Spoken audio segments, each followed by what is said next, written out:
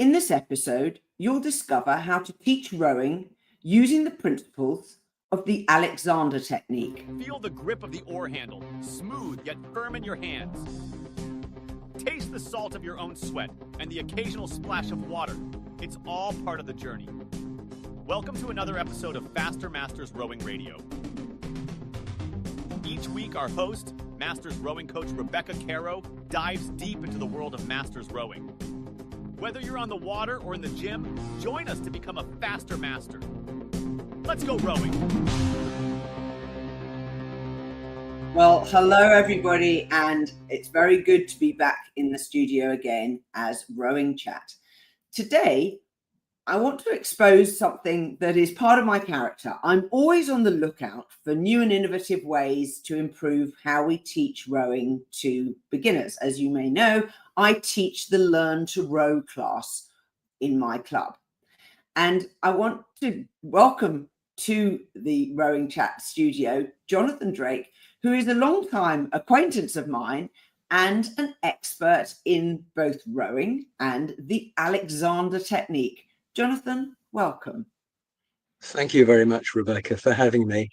I'm not sure I can claim to be such an expert on rowing because I've come at this issue from the outside. I mean, I didn't start sculling till I was 56, and that was 19 years ago. And I'm an indoor rowing coach. I haven't done the on the water rowing coaching training. But I was always fascinated by, when I started learning to scull, just how was I going to deal with the challenges late in life, quite short, quite slight. I had no interest really from the beginning in competitive rowing, but I just loved the experience of being out in a boat, on the water with all the wildlife around. And as an Alexander teacher, I'm well aware of my own coordination issues. That's why a lot of people are drawn to the Alexander technique. And people said to me, "You'll find this easy." And as it turned out, I had a lot to learn. It was a completely new challenge. But I don't think if I didn't have the Alexander technique and my background in Tai Chi as well, it would have been a much harder task. So, reflecting on you, a third of the people in the country I live in learn to row as adults, people who are rowing and they're over age 40. So, you are now the new normal. I think that, coming to rowing later in life is becoming increasingly valid as a way to start rowing. And, there are lots of people who don't choose to compete, to enter races, but enjoy, as you said, the being out on the water. And so, for us as people who are perhaps on the organizing side of clubs or our coaches, I think anything that gives us insight into how adults learn and methods of teaching adults that is perhaps easier, more straightforward, helps overcome the learning differences between younger people and older people is definitely to be welcomed. So here we go. This is Jonathan's book, Rowing from the Inside Out, The Art of Indoor Rowing with On the Water in Mind. What's it about? So the title gives the game away. I basically, and I know rowing coaches think about this a lot, but there's no book that's been written, as far as I know, trying to link the bigger picture of why you should row a certain way on a rowing machine, because after all, it's a rowing simulator.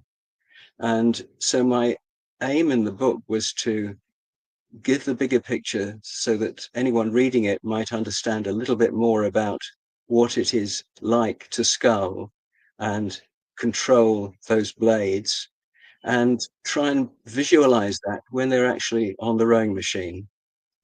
The other part of the title is the idea that the most important thing going on is at least as much in your head as to what your body's doing. And it's trying to make the connection between the two. Yes, that is the thing that is, It's the mind-body connection, and when what you think you're doing is not what you're actually doing, that as a coach, I can definitely relate to. Yeah, well, this is why it's wonderful that you have access now to video feedback, so you can film rowers on the scullers on the water, and you can play it back in, and they can see things they can't feel. And this is a very important principle in the Alexander technique, that our habits of movement are so deeply ingrained, especially as we get older, that it's hard to believe what you're being told until you can actually see it. As an Alexander teacher, I use my hands to guide people in movement, and they start to feel a totally different possibility of moving, which is lighter, freer, and less creating tension. Mm-hmm. Tell So, us about Alexander as a technique, Jonathan. So for anyone who's never heard of it. okay, so it goes back to an Aussie, Frederick Matthias Alexander, who was an actor, and he had terrible troubles with his voice early on in the course of his career. Excuse me, I need some water. I'm in the loft and it's a dusty space. And he discovered that his vocal issues were to do with the way that he was misusing the whole of his body. And the key thing he found was that he was creating way too much tension in his neck. And he was basically pulling his head back and down into his neck and shoulders in the effort of trying to project his voice. Mm-hmm. And it's the same kind of posture you see a lot of rowers going into at catch. And then they tend to do the opposite towards the end of the drive, and towards the end of the drive, where they tend to pull the neck forward and downwards. And then This is one of my yes, favorite pages. yeah, You're that's sitting holding a door handle. yeah, that's such a useful exercise, because I know rowing coaches talk about suspending the weight on the handles, and you could do this simple little exercise at home with a door held in an open position, holding onto the handles, and you can work on the connection. And I use the word connection in an indoor rowing context rather than catch, Yeah. to feel how each part of the body has to connect and work together with every other part, but there's a dynamic opposition going on. So one part of the body has to separate away from another part. So rowing coaches, I mean, if I can have a go now, often talk about keeping your posture. And from an Alexander perspective, that begs so many questions, because we tend to talk about more the use of the body and the mind as a whole. And it's a dynamic thing, it changes. And it changes during the rowing stroke. At each end of the stroke, the spine has to gather itself, and then as the drive is initiated, the spine begins to lengthen itself, and then gathers itself at the finish, and then it starts to rise again as the recovery is initiated. And this is a subtle thing, but it makes all the difference to the quality of movement in rowing. So there's a lot to unpack there, which is what I try to do in the book. It's trying to be an in-depth analysis from, and I think it's a novel perspective, not only the connection between indoor and outdoor, but bringing principles from Alexander technique, and also Tai Chi, which is my other discipline. And there's a particular program from the Yang family. Yang is the most popular style of Tai Chi, which very much teaches Tai Chi from the inside out. And previously, it was always taught by copying people from the outside. So it's a bit like doing a photocopy of a photocopy of a photocopy. At the end, you don't get anything that much resembles the original thing. So that gave me, and I explored this idea in that small ebook I did for you in 2017. That whole idea that there's a sequence in the feet. And so many rowers push off the balls of the feet, often because their ankles are a bit stiff. And I think that the risks there are that, you know, very simply, the calves tighten. They're more likely to open the body too soon. The heels then come down, and then as they go towards the back end of the stroke, the balls of the feet come up again. And so this is why people strap themselves in. Yeah. And then, you know, people in gyms, I mean, it's appalling what you see, then kind of haul themselves forward with their hip flexors, the knees bend too actively, too soon. So I think that there is a basic dynamic through the feet, starting with what in the Yang family are called the power points, which is the inside of the heels. Once you get the inside of the heel down, you access the whole of the arch. You do. And that gives you the power that you need, because I mean, I see rowing essentially as a bending and lifting movement in a horizontal plane, performed while sitting dynamically. It's a great description. Okay. So, and then backing out to the bigger picture, what are the benefits that you think the Alexander technique brings to those of us who are teaching rowing or learning rowing or improving our rowing, which for me is a never-ending part of the sport? Well, I think it'll give you more awareness of when more effort is being made than is necessary. I mean, particularly in the neck. I think you have to, in a sense, engage in this journey yourself, because you can't teach what you don't know. I also teach swimming, and you know, a lot of swimming coaches get on the side of the pool and shout to their chargers, and they don't get in the water. A lot of them don't even swim anymore, so it's not a live experience for them. And until you can actually demonstrate and guide, there's, you know, your options are more limited. But I think anything that would help people realize that they don't need to make anything like so much effort to get results, and that it's all to do with finesse and listening to the body. And the beauty of the rowing machine, I know it's the bête noire of rowers, is that it's a kind of laboratory. It's a very controlled situation, and you can really work on the main body movement that takes place in rowing. And also things, I mean, you can encourage rowers, for instance, from the start, not to strap themselves in. Now, if you don't strap yourself in, you discover very soon whether you have the right connection to the foot plate, the foot stretcher, whatever you call it.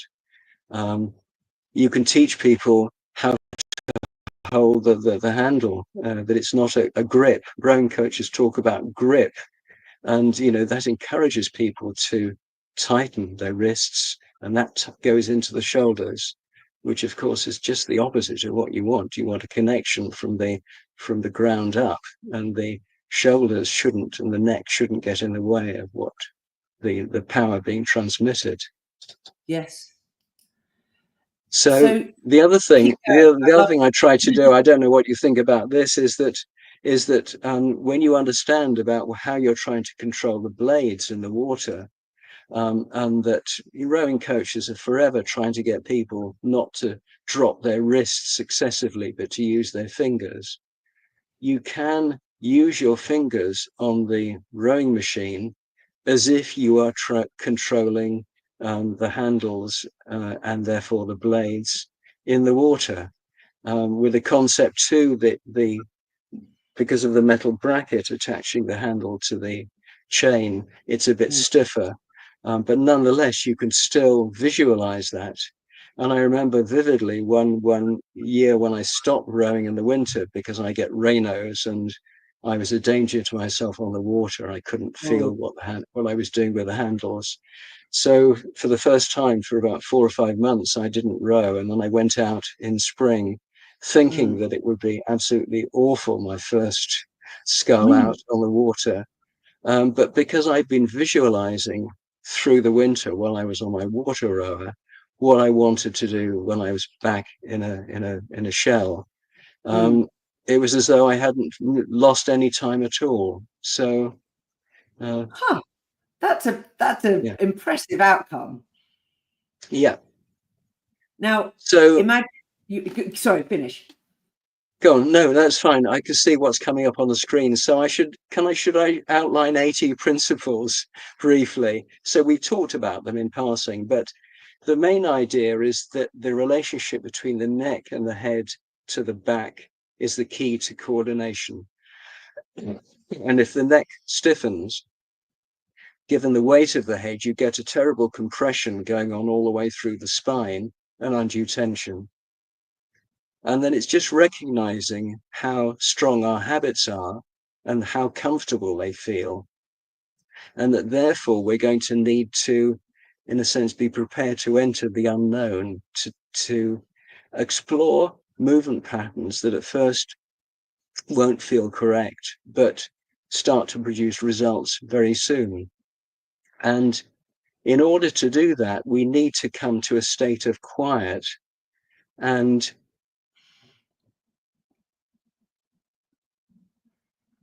help the body to organize itself in a more conducive way to the results that we actually want. So we learn to do less in order to achieve more. Tai Chi, you're learning to move slowly. And of course, when you move slowly, you can register whether you're creating undue tension in the body. And when you can feel what you're doing, you can start to let go of it. There's a saying in the Tai Chi that stiffness is the enemy of Qi, and Qi is the way energy flows in the body. And so this is another insight I brought, I think, in a novel way into the book, which is that if I can describe it so people can understand it. So at the beginning of the drive, you're getting the connection into the foot plate through your feet, I think through the inside of the heels to start with. And then the energy moves into the legs, into the hips, up the back, and then into the arms. And as the arm draw is finishing, the energy then moves down the front of the body into the pelvis. And then as the recovery begins, I think rather than it's arms and then body, I think it's body and arms. There's this upflow in the spine out of the hips and goes out to the arms. So if you can row it in slow motion, you could start to tune in to what's actually going on. And so many rowers have back injuries, and it's a terrible tragedy for the sport. And because the spine is never allowed to elongate itself. But if there's not the support through the pelvis, from the ending of the drive through to the beginning of the recovery, people need to map where their hip joints are, so they're not reaching from the lower back as they come forward. So true. And if anybody wants to see what the effect of this is, there was a British athlete who was in the men's Coxless 4 with Matthew Pinson and a couple of other luminaries, who was his mom, I think, was an AT teacher. And you go and watch the video of the Athens men's fours final, and you'll see that he has an elongation to his spine that is very, very different from the three other men in that boat. Yes, well, I think there was one other, I can't remember his name, who had some lessons. So you can certainly see two that look as though they're really not quite coordinating themselves at the end of the race.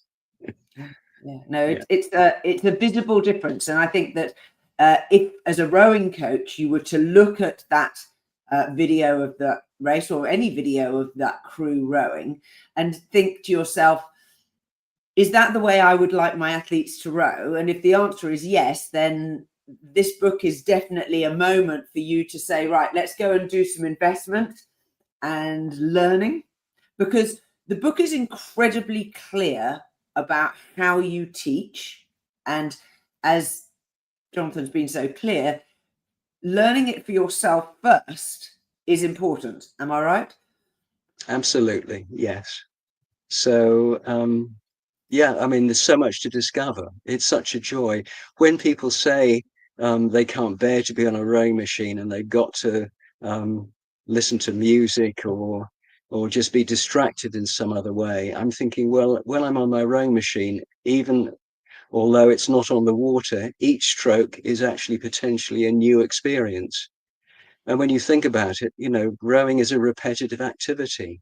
Even doing a 20-minute workout at a slow stroke rate, you're going to be rowing several hundred strokes, and you're going to either be compounding poor movement patterns, or it's an opportunity to be able to be constantly refine and improve what you do.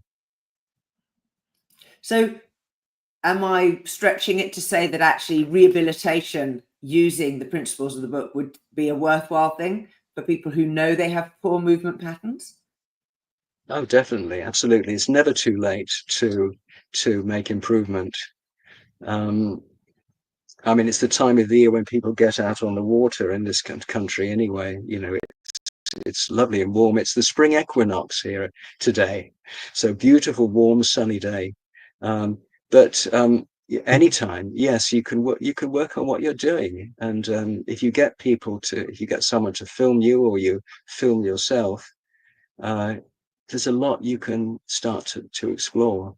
The book has links to various video clips, so you can access my YouTube channel. And for those people who find it hard to read in a sustained way, it will certainly help the understanding of what the words, the instructions are trying to convey. And it will give you another perspective on kind of how it could feel and look when you're rowing with a little bit more ease. Where can people get the book, Jonathan? Well, at the moment it's available on Amazon, so it's print on demand and ebook in New Zealand.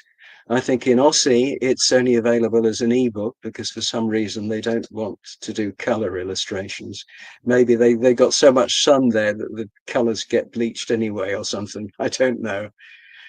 So yes, I wish it was in bookshops, but it's the way of the world now. So it's available online. Yeah, And I will make it available on other platforms as well in due course.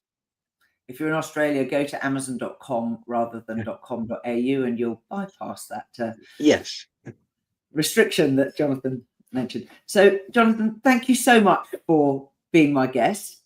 Great insights, and I look forward to hearing from people who are trying the principles that you're talking for themselves. Yes, and if anyone wants to contact me directly, you know, if they've got any questions or you want to share their experiences, I'd be very happy to hear from you. So thank you for listening, and thank you, Rebecca, for inviting me. It's been a real pleasure. What's your email address? Joss Drake, that's JOSS Drake @gmail.com. And my website is everydayfitness, all one word, .co.uk. We are part of the Rowing Chat Podcast Network. Please tell your fellow rowers about the show. If you've learned just one helpful thing from today's episode, please consider supporting the show for as little as $1 per month by visiting fastermastersrowing.com/podcast.